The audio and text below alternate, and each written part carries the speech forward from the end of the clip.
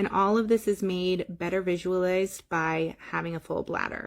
Now, the second part I said was technical ease of the procedure. So are we doing this just because we want to make it easier for ourselves and we don't really care if we torture you through the process?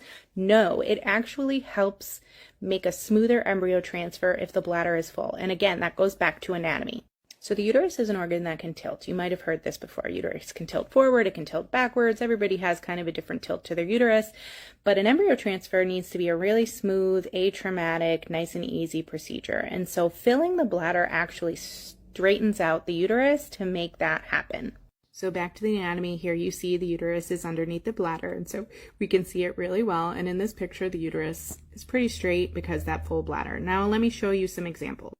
Look at how sharply up this uterus is in comparison to the one on the last page. So for an embryo transfer, we'd have to go in through the vagina and then curve all the way upwards to get into that perfect spot. This is another even more kind of bendy situation where it goes out like this and up and then over like that, because the bladder, you can see, is down here below and right at the level of the cervix instead of the level of the fundus, which is kind of where we're aiming. Now compare that to this, where that bladder is nice and full and you can see that uterus is nice and straight. That pathway is super easy for us to get through. So while we know it probably makes it a little more uncomfortable, it also leads to better success, and that's why we need a full bladder for the embryo transfer.